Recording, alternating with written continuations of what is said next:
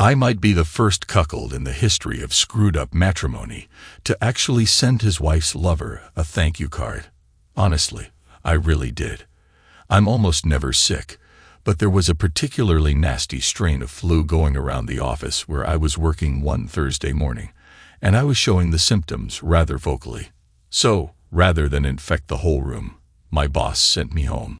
It was around noon, and I figured my wife, Beth, could nurse me properly, get me the chicken soup I needed, take my temperature, and generally fuss over me before putting me to bed. When I pulled onto the street where I lived and approached my house, I noticed a green pickup truck parked in the driveway. I really didn't think anything of it at that particular moment. I couldn't think of anything except how awful I felt. The vehicle wasn't familiar, and since it was taking up space where my beat-up SUV normally sat, I parked by the curb. I went in through the garage, which opened into the kitchen. There was no sign of Beth in the kitchen or the front den. At that point, a queasy feeling unrelated to the flu began to build in my gut, especially when I approached the back of the house where our bedroom was located and began to hear the telltale sounds of sex. I tiptoed toward the door, which was cracked ever so slightly, and peeked in. Well, of course, I saw Beth on her hands and knees with some slim guy I'd never seen before kneeling behind her, screwing her for all he was worth. And was she ever loving it? "Oh God, screw me," she wailed. "Come on, give it to me." The man grunted incoherently. I was looking at them from behind, and they were so wrapped up in what they were doing that they didn't see the door crack open. My reaction was strange. Part of me obviously wanted to go in there and break up their party, but another part of me was just numb. I should say here and now that I was not aroused. When you love someone for as long as I loved Beth, the sight of that person cheating on you is not a turn-on if you're wired normally. And I was and always had been a person who took fidelity seriously. In the space of a heartbeat, the time it took Beth and her boyfriend to come violently, I had an epiphany, a moment of clarity when my future suddenly spread out before my eyes. I made a decision in that moment that my life was changing for the better. I took out my cell phone, pushed the door open, raised the phone with the camera mode on, and took about 4 really good pictures of the startled lovers. Having gotten visual evidence of my wife's adultery and that of her lover, I turned on my heel and walked briskly out of the house the same way I had entered. I stopped and grabbed a screwdriver on my way out of the garage, then casually used it to poke large holes in 2 of the tires on the jerk's truck. I know it was childish, but it was the least I could do. Then I got in my SUV and drove off, though not before jotting down the license plate number of the pickup. It was the first day of the rest of my life. As I drove more or less aimlessly, I thought about what I'd just seen and realized that it had been brewing for a long time. I had no idea how long Beth had been cheating on me, whether this guy was the first or just another in a string. It didn't matter because, truthfully, I didn't care. I guess at this point, a little background is in order. My name is Peter Thornhill, and at the time of this story, I was 48 years old and had been married to Beth for exactly half that time. At one point, we were passionately in love. Indeed, it was almost love at first sight. We met not long after I graduated from college and started with a major manufacturing company located in a mid-sized Midwestern city. I had been raised in western Nebraska, and I had hoped to find something closer to the mountains where I had camped just about every year as a kid. Beth was from the city where we had lived the entirety of our married life. I honestly can't pin down when my marriage turned. It was a very long, very slow decline that wouldn't have been noticeable to the outsider, but it was there, and I could sense it. Toward the end, we all have dreams, and mine was to live in the mountains and write the great American novel. I think Beth's big dream was simply to land a husband and raise a family there in her hometown. You know how dreams usually go. They fall apart on the rocky shores of reality.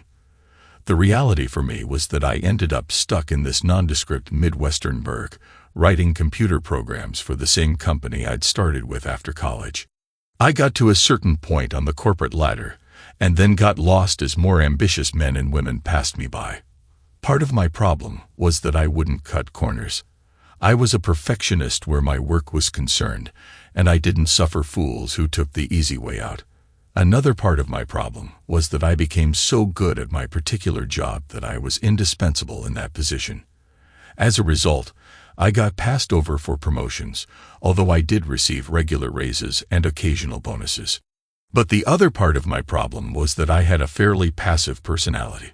I was content to go along to get along, and that extended to my marriage. Don't get me wrong, Beth was a nice-looking woman with dark brown hair and an ample figure, and I had always loved her. She never quite lost all of the weight she gained having our 2 children, but I still thought she was sexy. Apparently, so did someone else. We bought a house not long after we were married. It was in a decent neighborhood, but certainly not the high-rent district. The house was built in the 1960s, and some of the things in it hadn't been replaced in all that time. So we gradually replaced one appliance after another, with no particular rhyme or reason. We were always fixing this and patching that. We always talked about buying something better, but after refinancing the mortgage as collateral for loans a couple of times, we found we had priced ourselves out of any chance of selling it. In other words, what it would have taken to pay off the loan and get something better was more than the house was really worth. We could have sold it for less to someone as a fixer-upper, but that still wouldn't have solved the problem of finding someplace better to live that we could afford. Then there was the problem with our children. 3 years into our marriage, we had a son, Jason. 4 years later came a girl, Laura. These kids were the poster children for why adults in the animal kingdom sometimes eat their young. I tried to be a disciplinarian as much as I could, but Beth's idea of discipline was to give them whatever they wanted, and she refused to let me spank them for any infraction whatsoever. The consequences were pretty drastic. Jason was lazy, disrespectful, and slovenly. Laura was a neurotic nymphomaniac. They learned at an early age how to play Beth and me against each other to get what they wanted, and as a result, we lost control of them. By the time they became teenagers, Jason was about to lose his 6th minimum wage job, since he barely graduated from high school. It seems employers like for their workers to show up on time and in reasonably presentable attire. They're funny that way. He was living in a dumpy old house in town with 3 of his slacker buddies, and I was pretty sure he was at the very least smoking pot and drinking a lot. Laura was about to flunk out of high school altogether because she couldn't keep the MP3 player out of her ears long enough to pay attention to anything in class. She was also dating some scuzzy college guy with tattoos all up and down both arms. Beth was a nurse who eventually decided she preferred working the night shift. On the days she worked, I would get home around 5:30, and sometimes we'd have dinner together before she left for work around 6:15. Due to our conflicting schedules, we began spending less time together, and our intimacy dwindled. We would connect physically once or twice a month, typically on a weekend afternoon when she was off. It was always okay. There's no such thing as bad intimacy, but it was fairly routine. We'd go through the motions with me taking the lead, and it would usually end quickly. Occasionally, Beth would be in the mood and take the initiative, but those moments became increasingly rare. Things were relatively stable until about 18 months before this particular incident, when Beth's mood began to shift. She had always been a bit temperamental, but menopause seemed to hit her hard. She started finding reasons to avoid intimacy, at least with me, citing headaches, tiredness, or going to bed much earlier than I was ready for. Along with this, she began to criticize more often, finding fault in things I did or didn't do. Looking back on it, the signs were there. I just didn't see them. I'd sometimes call the house during the days when I knew Beth should have been up and around, and I'd get no answer. Sometimes she'd stop in for drinks with some coworkers at an all-night bar that catered to night shift workers. A few times, she'd come home on weekends when she'd worked and immediately start a load of laundry like she had something she wanted to wash before I could see it. Everything pointed to Beth's adultery, but like I said, it really didn't matter. So, let's review. I was stuck in a dead-end job in a nowhere town. I was living in a rundown house that was overpriced. My sex life was in the toilet. My witchy wife was cheating on me. And my children were budding delinquents. What would you do? Probably what I did. Actually, the very first thing I did was go to the walk-in clinic to see about my flu. I got a steroid shot and a prescription for an antibiotic. Feeling a little better, I went to Walmart to have my prescription filled and to buy some things I needed. Toiletries, a hot plate, a small pot, some soup and sodas. Then I drove all the way across town and got a motel room. I had stopped at the bank on my way to Walmart and withdrawn some cash to pay for a place to stay for a couple of days. Once I got settled in, I sat down and wrote out a game plan for the next few days while I heated a can of soup. I ate as much as I could, put the rest in the mini refrigerator, crawled into bed, and crashed. It was dark when I awoke, and I was a little disoriented until I remembered where I was and why I was there. I was still weak from the flu, and really I was too dazed by my illness and the shock of seeing Beth like that to fully absorb what had happened. I heated up what was left of the soup, drank a Sprite, and watched a football game on TV before going back to bed. I did check my cell phone and saw a dozen calls from Beth. I smiled grimly at that. Let her sweat, I thought. I woke up the next morning feeling quite a bit better. The first thing I did was call the office to tell them I wasn't going to be into work. My boss's secretary answered the phone, and after I explained why I was calling, she told me that Beth had called all afternoon looking for me. She did she? I said, if she calls today, and I imagine she will, just tell her I've called in sick and won't be in today. That'll at least get her off your back. Pete, where are you? She asked. Let me put it this way and see if you can figure it out. I said, I'm not at my house. Okay then, she said, and I hung up.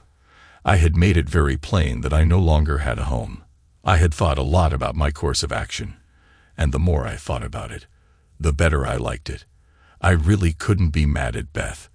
It was pretty obvious that she didn't want to be married to me any longer.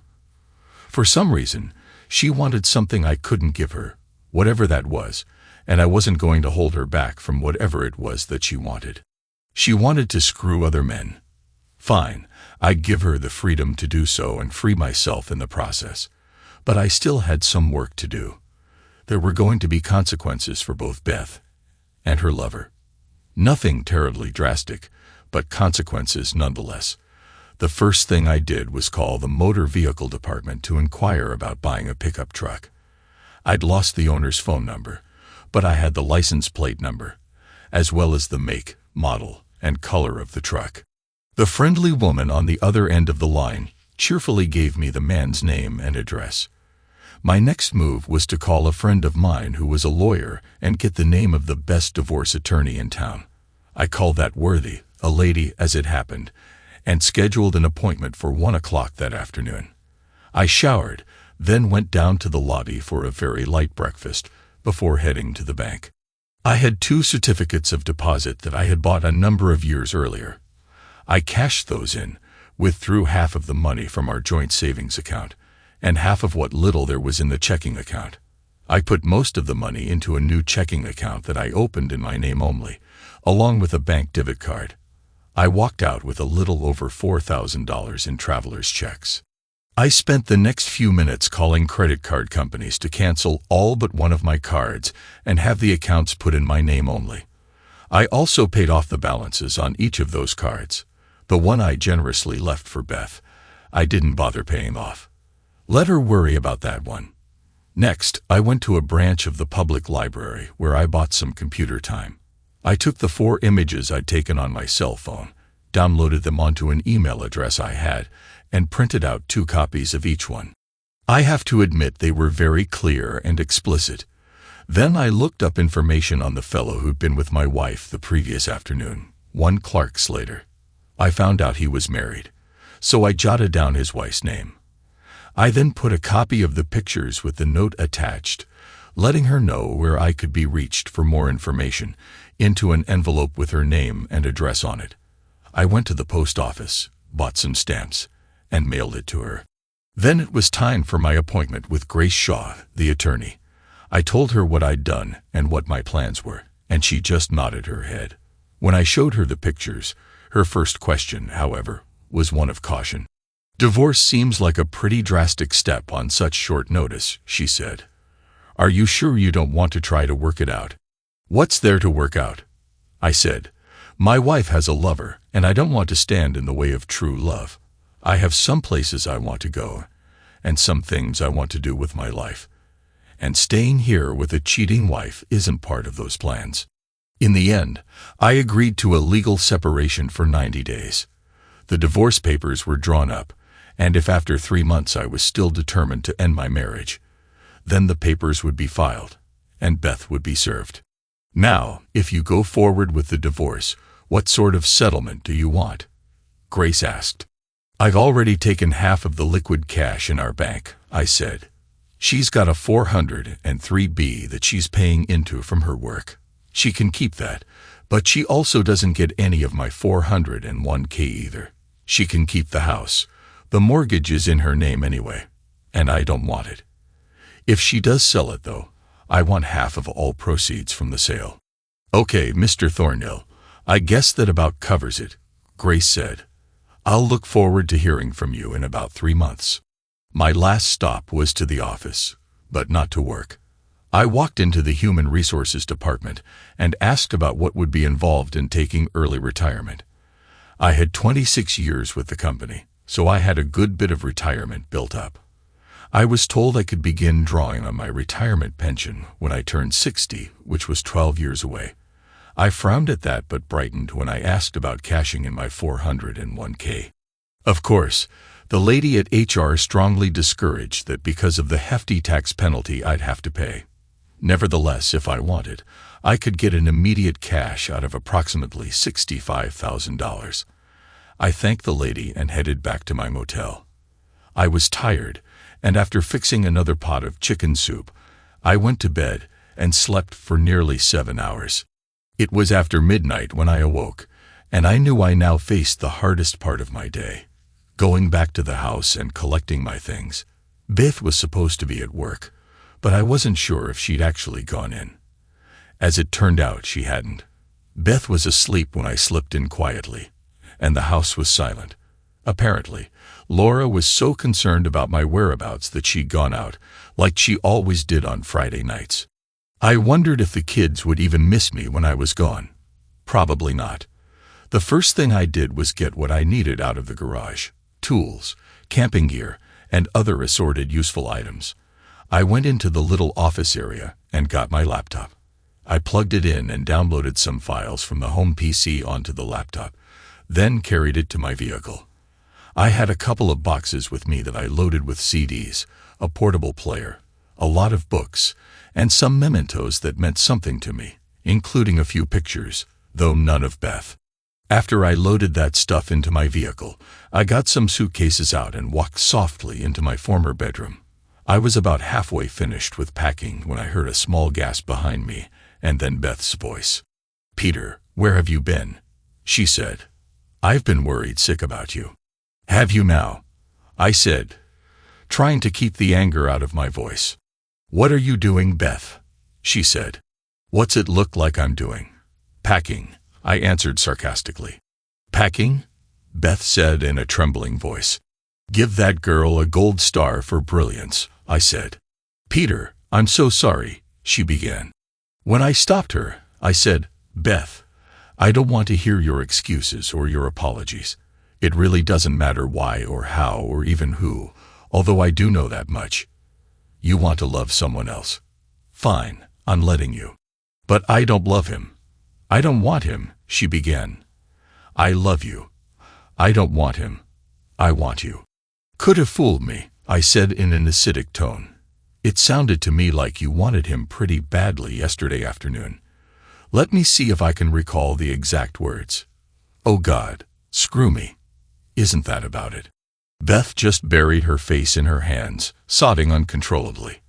I looked at her evenly. Whatever brief flash of anger I'd had was gone, replaced by, I'm not sure, pity. No, Not that. Disdain.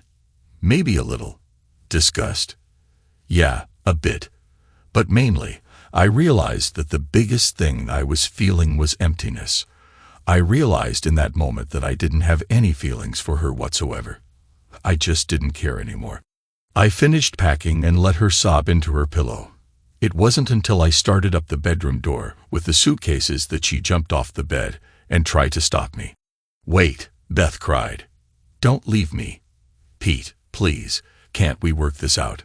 Please, I'm sorry. It wasn't anything. It was just sex." I just stared at her silently as I carefully extricated myself from her clinging arms and walked to the front of the house. Beth followed me, sobbing hysterically. I pointed out the notice of legal separation sitting on the kitchen table among the dirty remnants of that night's pizza dinner. "I'll be back in 3 months, mid-December," I said. "If I'm still thinking then like I am now, I'm following through on a divorce. I will let you know generally where I am. But I'm leaving, and I'm not sure yet where I'm going to be. Goodbye, Beth. I'll see you around." "Pete, no," Beth cried as I walked out the front door with my suitcases. I didn't look back as I climbed into my vehicle and headed back across town to my motel room. The next day was Saturday, so I slept in. When I got going, I packed up what I had in the motel room and checked out. At $85 a night, the motel was a little steep, and there was a place near my office that catered to visiting business people. They had long-term rates that were considerably cheaper than the average motel. For approximately $45 a night, I rented a clean room for 2 weeks that had a nice little kitchenette, internet, cable access, and a large television with pay-per-view porn movies, if I was so inclined. I did sample the sexy worst being offered on the TV, but mostly I kicked back and indulged in football all weekend, doing absolutely nothing else. Then I went to work the next Monday morning. The first thing I did was walk into my boss's office and hand him my letter of resignation, effective in 2 weeks. Needless to say, everyone at the office was stunned. I'd been there so long and in the same job that I guess I'd become part of the landscape. My boss, for one, was in a panic. He spent the whole 2 weeks trying to talk me out of retiring, but I was adamant. On Tuesday of the first week, I got a call from my daughter. It was a rather enlightening conversation. "Daddy, why are you leaving us?" Laura asked. "You'll have to ask your mother that," I replied. "She said to ask you," Laura said. "Okay," I said. Thursday afternoon, I caught her in bed with some other man. I was sick with the flu, took off work early, and there she was. I've got the pictures to prove it. "Wow," Laura said. "I didn't think she had it in her." "Well, that explains why she's been so weepy. Daddy, she's a basket case. She just sits around crying and cursing herself. You know, she called in sick all 3 days this weekend." "Look, tell your mother to get a grip on herself," I said through clenched teeth. "If she thinks she can guilt-trip me into coming back to her, she's very mistaken. I've already put in for my retirement, and a week from Saturday, I'm out of here. After that, what she does, what you do, and what your derelict brother does are none of my concern." "Well, I love you too, Dad," Laura cried. "Hey, you never gave a flying fig about me before. Now, why should you start now?" I said. "You're just afraid the gravy train's fixing to roll out of the station." "That's not true," Laura said a little pensively. "I need you. You're the only one in this house with any sense, and I don't know what's going to happen without you." "Oh, I'm sure you'll manage," I said. "Look, Laura, I'm sorry about what I said. That was mean of me. I'll be in touch, and I'll be home for Christmas, okay?" "I love you, really," she said. "I know, Daddy," she said with a sniffle. "I love you too." Jason never did call. I had a pretty busy 2 weeks. Beth tried to call any number of times, but after I hung up on her a few times, she got the message that I didn't want to talk to her. Her friends from work tried to get me to at least see her, but I refused, and I said so in pretty harsh terms. It turns out Clark Slater was a nurse up in the unit where Beth worked, and they'd been seeing each other for about 6 months. Most everyone I talked to said they thought he was the only one she'd stepped out on me with, but they didn't know for sure. I very pointedly told all of them how much I appreciated them telling me what my wife was doing behind my back. They didn't have much to say after that. I got a call in the middle of the first week from Clark Slater's wife. Apparently, Beth wasn't the first nurse, married or otherwise, he'd been able to tap, but Beth was going to be the last, at least while he was her husband. I had finally given her the solid proof she needed to show him the door. Funny, but I never heard from Clark either about Beth or his ruined tires. I had an awful lot to do before I left my work behind. I had to train someone who could handle my job until they hired a full-time replacement. I had to get my 12-year-old vehicle serviced. I had to scout around for a broker who could set up my $401k in a private account, and I had to get with HR about my severance pay and cashing in my remaining sick time.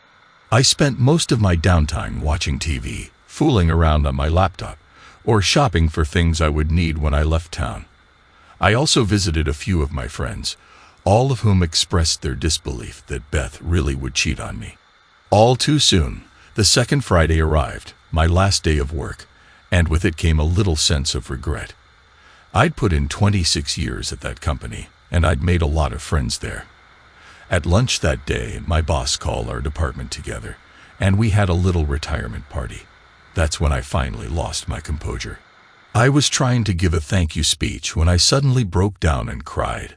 The first time I'd cried over anything in years. I wept both because I was leaving and because of the circumstances that had driven me to my decision to retire. I had kept myself so busy over the previous 2 weeks that I hadn't given myself a chance to let out the emotions over Beth's cheating, and seeing my colleagues gathered in my honor was just too much for me to overcome. But I got over it pretty quickly, especially when Marcy Glover came over to me and invited me to an after-work gathering with a few of them at Chili's. Of course I said yes, even though I made it clear that I don't drink. Marcy was a fellow computer geek, but she was a damn good-looking geek.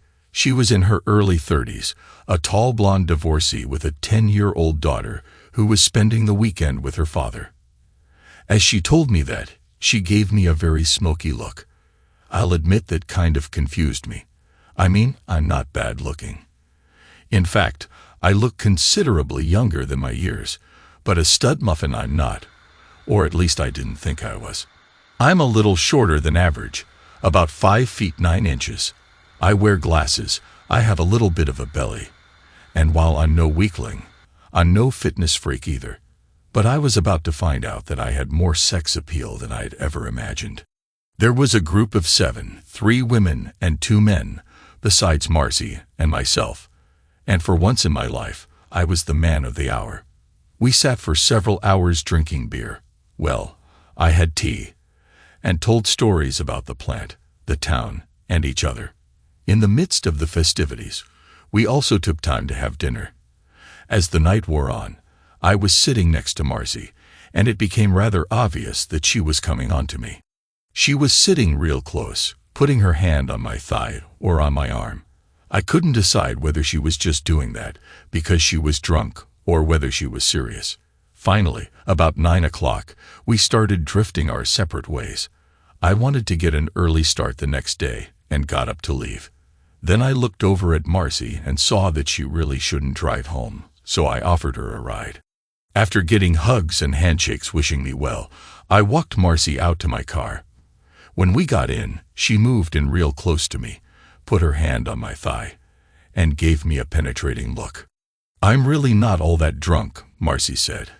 "I just wanted you to give me a ride, and not home either." "So where do you want me to take you?" I said, deliberately playing dumb. "Take me to your motel," she said, and she pulled my face around and kissed me hard and deep. "Marcy, you don't have to do this," I said when we broke apart. "I mean, yeah, I'm lonely, but I don't want any sympathy." "Sympathy's got nothing to do with it," she said. "Pete, I've had the hots for you ever since I started working there, and I finally got a chance. I'm not passing it up." "You've had the hots for me," I said. "Come on, Marcy, look at me. I'm a fat, gray-haired old man." "In the first place, you're not fat," she said. "In the second place, your hair makes you look sexy. In the third place, you're very good-looking. And in the fourth place, you're one of the nicest men I know. You're one of the few men in that building who's never made a pass at me, or any of the other gals, for that matter. Trust me, we've noticed. You've always been a gentleman." "I've always been a married gentleman," I said with just a trace of bitterness. "Look, you're going off tomorrow, and you deserve some TLC before you go," Marcy said. "Now, are you going to take me back to your motel and screw me or not?" I laughed then and started up my vehicle. The truth is, I'd had many fantasies about Marcy Glover, but I always figured she was out of my league. Besides, I was a married man who believed in fidelity. Technically, I guess I was still married, but I was already legally separated, and in my heart, I knew my marriage was over. Marcy Glover was offering me her body, and I'd be damned if I was going to pass it up. As soon as the door to my room closed, we were instantly drawn to each other, kissing passionately, our hands exploring one another. It wasn't long before I found myself admiring Marcy's slender figure as she sat back on the bed. Her presence was captivating. I was ready for the moment. It had been over a week since I had any real release, so I was eager for what was to come. This experience felt different, though. Marcy was much more engaged than I had been used to, at least in my previous experiences. We held each other close, moving together in harmony, each of us focused on the other's pleasure. I could see the anticipation building on Marcy's face as she approached another peak of satisfaction. I leaned back on the bed, watching as Marcy sat up and carefully adjusted herself for what was to come next. "Thanks," I said. "Beth would never let me do that. She thought it was demeaning." "I can see where some women might think that," Marcy said. "Personally, I love it." We lay back on the bed and rested. Then I made love to her again, this time a little more leisurely. After that, we fell asleep together. We made love one final time with the pale light of dawn filtering through the drapes. Then we got up, showered, and dressed. Marcy helped me pack. Then I checked out and drove her back to where her car was parked. Before she left, she gave me a very soft kiss and then stared into my eyes. "Pete, all I can say is your wife's an idiot," she said. "She doesn't know what she's thrown away." "Well, I guess sometimes you get used to someone and get in a rut," I said. "I probably let things slide too much from my side. You know how it goes." "Yeah, I guess I do," Marcy said. "Pete, I hope you find what you're looking for. But if you ever decide to come back here for any length of time, look me up. I guarantee I'll treat you a hell of a lot better than Beth did." "Thanks, Marcy," I said. "I'll stay in touch. You never know what's going to happen. You take care, okay?" "You too," she said. "You be careful." With that, I was off. I put my vehicle on the interstate, headed west, and didn't look back. I was off alone to travel the country with no plans, no itinerary, no agenda. I had some places out west I wanted to see, some things I wanted to do, but I had no particular schedule.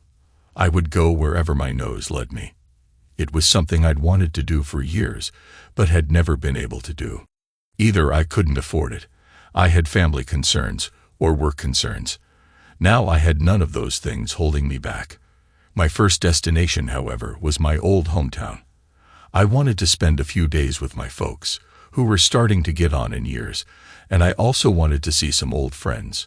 I ended up seeing one I hadn't counted on, and it was a delightful experience. My parents were disappointed to hear that Beth and I were splitting up, but my mom also said she wasn't surprised. "She just hasn't seemed very happy the last few times you've been here," Mom said. The following Monday, I was in the supermarket picking up some supplies for my trip when I heard my name being called. I looked around, and a big smile creased my face as I saw a blast from my past. It was Dolores Valdez, a curvy woman I went to school with. She was actually a year behind me, but we always seemed to have a class or two together every year, and we got to be friendly. At the time, Dolores was a hot number who was a little too fast for me, But time had slowed her down a bit. She had learned the hard way that the fast life wasn't always the good life, but time had still been generous to her because she was still a stone beauty. If anything, age had made her better looking than when she was in high school, softening her features and adding a little padding in strategic places. She was a little shorter than average, with thick dark hair and expressive brown eyes. Of course, her figure was still sexy. She had moved back to town after divorcing her second husband and was an assistant manager at the store. She lived alone in a small house in a quiet neighborhood not far from her daughter's family. We chatted for a few minutes, catching up on our lives. When I told her I was divorcing my wife, her eyes lit up. "I'm off tomorrow," she said in an inviting tone. "How would you like to have dinner with me?" "I'd love to," I said. "Any place in particular?" "How about my place?" she said. "It's been a while since I fixed dinner for a man, especially an old friend like you." I arrived at Dolores' place about 7 the next night to find her dressed in a tight red dress with spaghetti straps and her face quite tastefully made up. My younger brother, who lives nearby, had given me a Viagra pill when I told him who I was seeing. He said I was going to need it, and it looked like he was right. I entered her small but tidy little house and was greeted by the aroma of enchiladas cooking in the oven and other assorted Mexican treats being prepared for dinner. I was about to discover that Dolores was a terrific cook, but I also learned that she was a skilled conversationalist. While waiting for dinner to finish cooking, we sat in her living room, real close, and got caught up with each other's lives. She was very understanding about what had happened to me, and also about what had happened to Beth. Dolores had wrecked her first marriage by cheating, but her second marriage had fallen apart because her husband was cheating, so she was able to give me insights from both sides of the fence. It didn't make me feel any better about it, but it did help. Dinner was something special. Enchiladas, tostadas, rice, and the best flan I'd ever tasted in my life. "How do you stay as slim as you do when you cook like this?" I asked as I pushed my bloated belly away from the table. "Oh, I only cook like this on special occasions," Dolores said with a laugh. "If I ate like this every day, I'd be as wide as I am tall." We retired to the front room then and sat real close on the couch again. We talked for a bit, getting around to why she'd invited me over that night. "Because I wanted to do something I never got a chance to do when we were in high school," she said. "You were always so nice, so cute, so sexy, but I knew I could never have you then. Mama and Papa wouldn't have approved of me dating a white boy. You know, it's very ironic, very sad. They had no problem with me being with all these cholos and gangbangers as long as they were Mexican, but a nice white boy. Forget it. But you don't have that problem now, do you?" I said as I brought my face real close to hers. We kissed then, and I lost myself in her full lips and active tongue. Dolores was acting like a hungry woman, a woman who hadn't had any in a while, which amused me. She got a little teary when I asked her how long it had been since she had a man. "Too long," she said. "When I came back here, I made a vow that I wasn't going to let my past trip me into stupid relationships, but memories die hard in a small town. If I had $5 for every time I've been propositioned in the past year by somebody I went to school with, I wouldn't have to work. That's why this is so special for me. You never looked down on me back in the old days, and you'd have never made an improper advance if I hadn't invited you here. I know you wouldn't. Doesn't mean I wouldn't have thought it," I said with a chuckle. "Believe me, Dolores, I had a lot of fantasies in high school of imagining myself with you." For some reason, that just melted her. She whispered something in Spanish and then was all over me, kissing me deeply and working her hands over my body. She quickly got my sweater off and the t-shirt I had under it, then attacked my pants. In no time at all, I found myself on her sofa, and Dolores was standing in front of me, unzipping her dress. As it slipped to the floor, I couldn't help but admire her. The contrast between her dark hair and her pale skin was striking, especially with the garter belt, hosiery, and heels she still wore. I reached up, gently touching her as she leaned in to kiss me with urgency. "I want you," she said with desire, and I certainly wasn't going to disagree. I wanted her too. Hearing such words from a woman like Dolores, especially after my experience with Marcy, gave me a significant boost in confidence, reaffirming that I still had plenty to offer. Dolores kissed me passionately and whispered in my ear, expressing her desire for me to be close to her. Never let it be said that I don't give a hot woman what she wants. When I was satisfied, I lifted myself up, then collapsed onto her back and laughed in utter contentment. That moment was the first time I thought about thanking Clark Slater for setting the events in motion that had led me to that point. Thanks to Clark and his tawdry affair with my wife, I was free from my comfortable but boring life in a nowhere town, an increasingly loveless marriage, a chaotic family life in a decaying house, and a job that had long ceased to challenge me in a large corporation where I was lost in the shuffle. I was free to go anywhere, do anything, and be with anyone I wanted. I couldn't have done that with a clear conscience had I not caught my wife and her lover in the act of adultery. After catching our breath, Dolores and I retired to her oversized bathtub, one of the few extravagances she'd indulged in since returning to town, where we spent a long time bathing each other and kissing. We ended up making love again, right there in the bathtub, then moved to her bed and made love once more before we finally passed out from well-sated exhaustion. The next day, I spent time with my family. Then, I set out in earnest the following day. As I drove, I reflected that it had been exactly 3 weeks since I'd caught Beth and Clark. 3 weeks that had completely changed my life. This trip was the first step in living my new life. Over the next 3 months, I wandered the western half of the country, seeing places I had only read about. My first stop was Mount Rushmore, followed by a couple of days exploring the site of the Battle of Little Bighorn.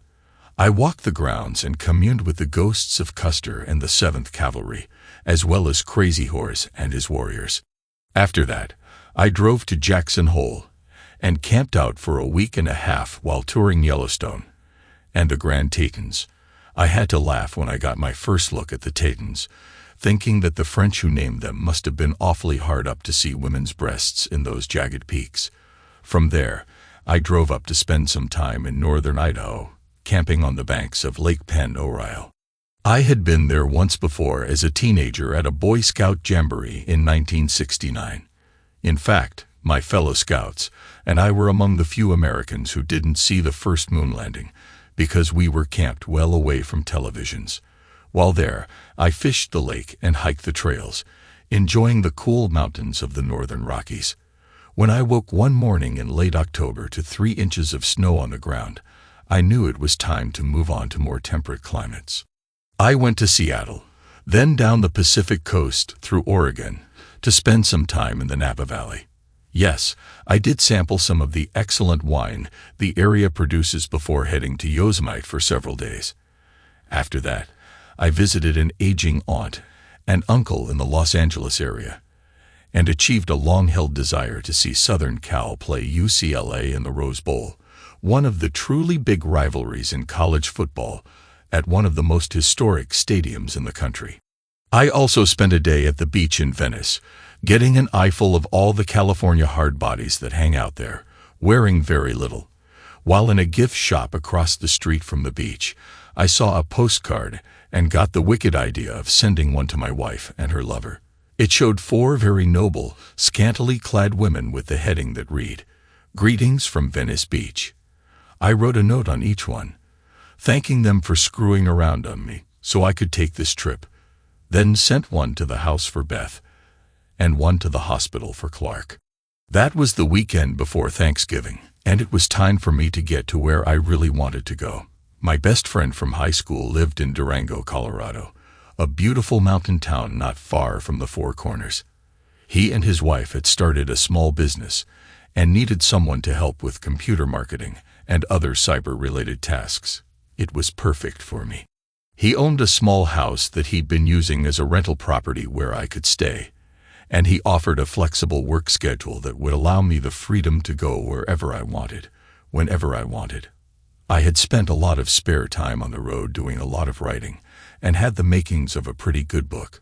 I simply wrote about myself, my trip, and why I was doing it, along with other pertinent reflections. Once I completed my business with Beth and settled in Colorado, I'd have time to polish my work. It was all about the changes in a middle-aged life as a result of one disastrous event. I didn't know it that Monday when I headed east toward Colorado, but my life was about to change again in a completely unexpected way. I had been in Durango a couple of days when Chris, my friend Kyle's wife, announced that she had invited a friend of hers over to share Thanksgiving dinner with us. This woman lived alone, Chris said, and didn't socialize much. But Chris hated the thought of someone being alone on Thanksgiving, so she had extended the invitation, and it had been accepted. Funny how life pivots on little decisions like that. Maybe I would have met Maureen McDermott anyway once I moved to Durango, but who knows what might have happened in the interim. Perhaps she'd have decided to move on, or maybe someone else would have swooped in and swept her off her feet. I don't know. All I do know is that when Maureen walked through the door of Kyle and Chris's house, my stomach did a shimmy, and before the day was out, I was determined to make her mine. Maureen was a woman in her mid-30s, quite tall at nearly 6 feet, slender but not bony. She had a pale complexion peppered with freckles, flaming red hair cut very short, and soft green eyes that were an enchanting blend of mischief and sadness. When she spoke, it sounded like a symphony of leprechauns. Yes, she was a full-blooded native of Ireland who had come to the States with an Irish dance troupe, one of those river dance groups, and had settled in Denver. She had moved to Durango about a year earlier after breaking off an engagement 2 days before the wedding. It seemed she had caught her groom-to-be at his bachelor party in the act of screwing a stripper who had been hired for the night. She hadn't intended to crash his party, but she and a couple of her girlfriends had been on their way to breakfast after their own party when she happened to pass a strip club and saw her fiancé and his group coming out. One of the girls from the club was wrapped around her betrothed, and she decided to follow them to see what happened. It had been an emotionally scaring event, one more blow in a life that had seen plenty of them. Her father had been an alcoholic who beat her mother until they fled him when Maureen was 15. After he started beating on her, she said, her father stalked them relentlessly until the police finally stepped in, and he was charged and convicted of spousal abuse. She had subsequently been assaulted while on holiday in London when she was 22 and had her heart broken several times after that, culminating in her fiancé's cheating. I think the reason we hit it off so well was because we both understood what cheating was all about. Over the previous weeks of traveling, I had thought a lot about Beth and what she'd done, and I couldn't get past the inconsistency of her protestations of love for me with the image of her in bed with another man. She had cheated on me in our marriage, and I didn't have a clue as to why. I had been telling myself all along that I didn't care, but that wasn't entirely true. I did care. I wanted to know what had happened to the love we'd once shared, and why Beth felt she was entitled to take a lover on side, knowing how I felt about fidelity. I did keep up with what was going on back home, mostly through emails to and from Laura, who seemed to have decided at this late date to repair our relationship. She was plainly worried about Jason, who had indeed lost his job, and was begging Beth to let him move back in. I spoke to Beth a couple of times briefly, but whenever she started to get weepy or tried to apologize, I cut her off. I did promise her that I would sit down and listen to her when I got back. It wasn't going to change anything, but I wanted to hear what she had to say. Nothing was going to change my mind. By then, I had made my decision on what I wanted, and I wanted to live in Durango. As a result, I spent 3 weeks getting settled in my new home and helping Kyle and Chris with their business. I was also spending a lot of time with Maureen. We talked long and deep on Thanksgiving night about everything, to Chris's amazement and delight. When I walked with her out to her car, we looked at each other and kissed. There wasn't a lot of passion in it, but there was a lot of promise. Over the 3 weeks I was there before returning home, or rather, my soon-to-be former home, we dated probably a dozen times and grew more intimate. I knew I had to be careful because of Morin's past. She had been hurt badly by men and was wary of being hurt again. But the more I got to know her, the more I realized that despite her history, she was a woman with a hot-blooded nature. She was a dynamite kisser with lips that were just full enough to enjoy and a tongue that knew what it was doing. Waiting was excruciating because the more time I spent with Morin, the more I wanted her. She was so sexy, so sensual, and yes, so needy, but I understood her need to be cautious and respected her desire to take it slow. My patience was rewarded the weekend before I was scheduled to head back to finish my business with Beth. Kyle and Chris wanted me to get a real taste of Colorado, so they planned a 4-day ski trip. There's a nice ski resort right outside Durango, and Purgatory is really close, but they wanted me to enjoy the whole ski experience. They pulled some strings with a friend of theirs in the real estate business who helped us get a nice 2-bedroom condo in Telluride, about 70 miles away. I was having dinner with Morin one night, a few days before we were to leave when the subject of the trip came up, and she asked what she should bring. I just kind of stared at her, and she gave me a Mona Lisa smile. "You knew I was going, didn't you?" she said. "I was hoping, but I didn't know if it was my place to invite you or not." I said, "You know, the condo only has 2 bedrooms, and that's a problem." "How?" she said, smiling a little wider. "Are you sure?" I said, taking her hands and looking deep into her eyes.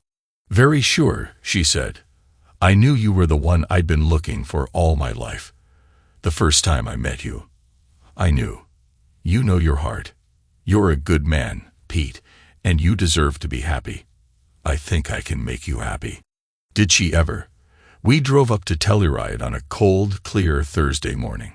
The early winter snows had been heavy in the high country, so we figured the skiing would be good, and it was. I had been skiing once before, a long time ago, when a group of us from college spent a week at Vail. Morin had been skiing once before, a long time ago, when a group of us from college spent a week at Vail. Morin had been skiing once before as well, the previous season, with Kyle and Chris. Despite that limited experience, Morin and I took the 1-day ski school that was recommended before we tackled the slopes on our own. Once we'd been taught the basics, she and I had a blast going up and down the mountain. We prudently stayed away from the black slopes, the expert trails, but we did try a few of the blue trails, the intermediate slopes, and found we could handle them with a fair bit of skill. It was bracing to spend time on the mountain with a woman I had come to care about quite intensely. I wasn't sure yet if I was in love or if she was in love with me, but we liked each other a lot and were comfortable in each other's company. We ended that first day sore and tired, but it was the good kind of soreness and the pleasant tiredness that comes from having a lot of fun. The 4 of us ended up at a nice, modestly priced restaurant for our post-ski dinner, and we toasted our rapidly cementing partnership in every sense of the word. When we got back to the condo, I showered and then sat back on the large water with a book I'd been reading while Morin took a long bath. I was toying with the idea of joining her, but decided not to be pushy. I wanted her to make the first move. I'm glad I did. She came into the bedroom smelling like peach blossoms, clad in a long, moderately heavy robe. She stood just inside the door and smiled at me. Slowly, she undid the sash of the robe and let the sides fall open. "See anything you like," she said, her soft Irish brogue sounding ever so sexy. I just nodded as I feasted my eyes on Morin's tall, trim body. I rolled off the bed and approached her, my hands gently caressing her as we came together, sharing a slow, smoldering kiss that grew in intensity. It felt like we were in a dream, as I softly ran my hands over her body while she removed my t-shirt and lowered my pants. We moved to the bed and lay down, our bodies naturally coming together. Our hands found each other, and unlike my previous encounters, there was no urgency, just a sense that we had all the time in the world to explore and cherish each other. We kissed again, and this time, when we pulled apart, Morin gently pushed me onto my back and began a slow, sensual journey down my neck to my chest. Her touch was so deliberate, so intimate that it drove me to the edge. I wanted to love this woman completely. We kissed again, this time with more passion. I gently rolled her onto her back. The sight of Morin McDermott, waiting expectantly, is something I'll never forget. She lay back on the bed, her eyes filled with desire. As I began to make love to her, I took my time, wanting us to reach that moment together. We clung to each other, kissing wildly, and it felt like we would never stop. But eventually, we did, and we slumped together in contented exhaustion, letting out a collective sigh. Morin and I laughed softly, contentedly, as we slowly came down from the peak of our shared pleasure. We held each other and gradually drifted off to sleep, spending the first of what I hoped would be thousands of nights together. The whole trip went like that. We tried just about every non-black slope on the mountain, explored the shops and cafes of downtown Telluride, and made love every night after we got back to the condo. By the time we returned to Durango, we knew it was love. On the Tuesday before Christmas, I packed my SUV with a few suitcases and presents for everyone, then headed back east for a few weeks. I went by way of my folks' house but didn't linger. I did visit Dolores to give her a present, but I didn't sleep with her. I told her I'd found someone in Colorado that I wanted to commit to, and she smiled as she said she understood. "I'd have expected nothing less from you," she said. Marcy Glover was much the same way. When I got back to town and called her up for dinner, I knew it wouldn't take long for someone to find you, she said. "You're too good a man to stay single very long. I'm glad you're happy." I did not stay at the house when I went back. It wasn't home anymore, and I didn't want to give Beth any illusions. I did visit quite a bit, and it was cordial enough, but she and I avoided the elephant in the room until after Christmas. It actually wasn't a bad Christmas. Jason had convinced Beth to let him move back home, but she finally grew a backbone where he was concerned. He could stay, but he had to pull his weight around the house. He'd come dangerously close to some serious drug trouble when he was living with his buddies, and apparently it had scared some sense into him because he was talking seriously about entering a rehab program. Laura had really taken my departure as a warning shot. She ditched the scuzzy boyfriend and was taking more interest in school, figuring out, as I had told her repeatedly in our email exchanges, that without at least a high school diploma, her odds of getting anywhere in life were about nil. She had gotten a part-time job at a youth-oriented novelty shop in the mall, where her quirky dress and hipster attitude were put to good use. The day after Christmas, Laura was at work, and I gave Jason $50 and told him to go have fun at the mall. Beth and I had serious business to discuss and needed to be alone. I brought the divorce petition that I'd gotten from Grace Shaw and set it on the coffee table in the front room. Beth just stared at it with sad eyes brimming with tears. "I guess you've made your decision," she said. "I have," I replied, "but I think I deserve some answers first. Why did you cheat on me, Beth? I know we had problems in our marriage, but if you'd been open about it, we might have worked through those problems." "I don't know," she said. "I guess I expected you to fight for me, fight for our marriage. If there was a competitor for my affections, I thought you'd do what you had to do. It just went too far. I was drinking a lot during that time, but that's no excuse. I let it happen, thinking that I could, I don't know, have this little fling and get that itch out of my system. I really didn't think you'd give up on us that easily." "What was there to fight for?" I said softly. "You were nagging all the time. Jason was one step away from jail.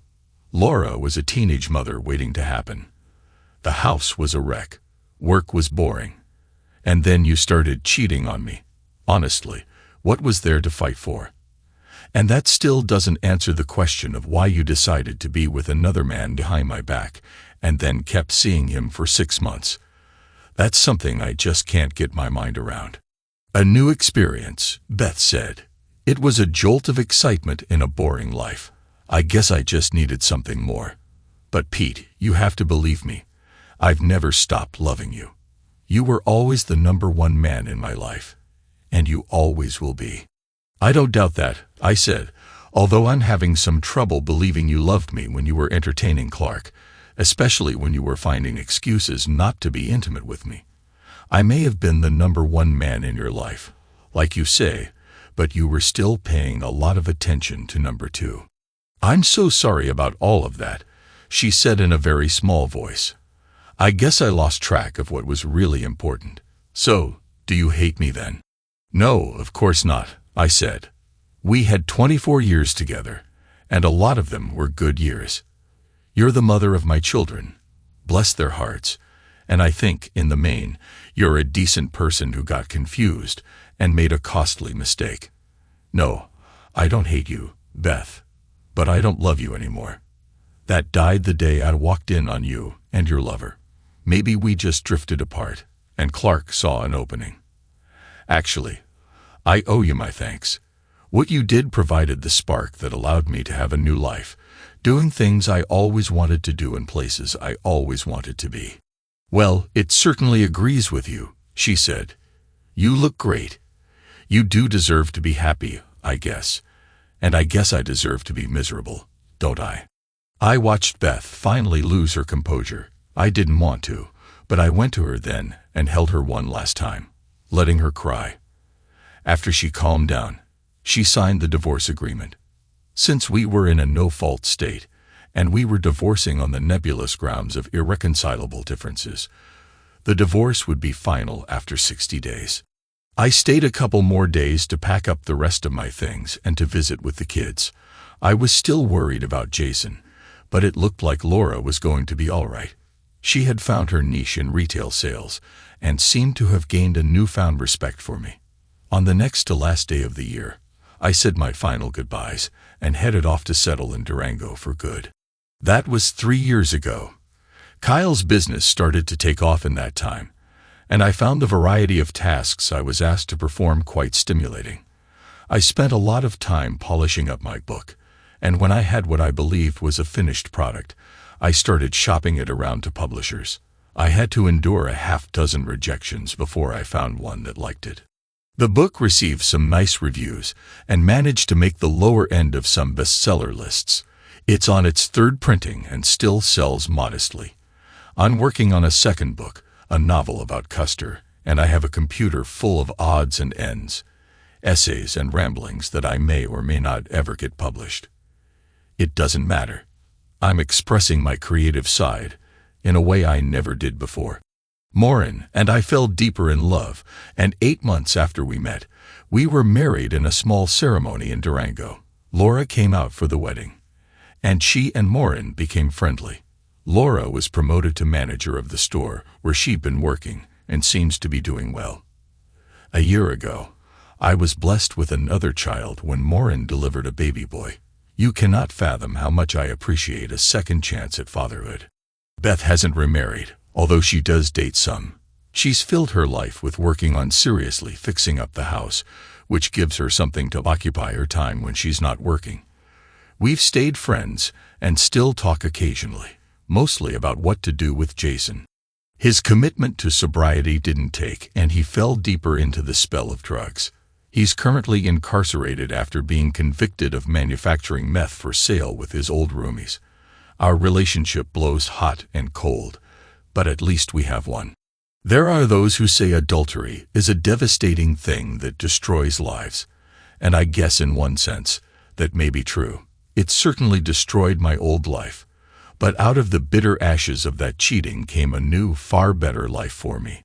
I'm living the life I always dreamed about when I was growing up, in a place where I always wanted to be. That would not have happened had I stayed married to Beth. She did me a favor when she started cheating on me, and as a result, I was liberated to follow my own path. The best revenge is living well, and I'm living a pretty darn good life because of my ex-wife and her lover. Thanks, guys. I needed that. Thanks to everyone who took the time to listen to today's stories. If you enjoyed it, please consider liking and subscribing if you haven't already. Feel free to share your thoughts on the events in the comments below. Take care.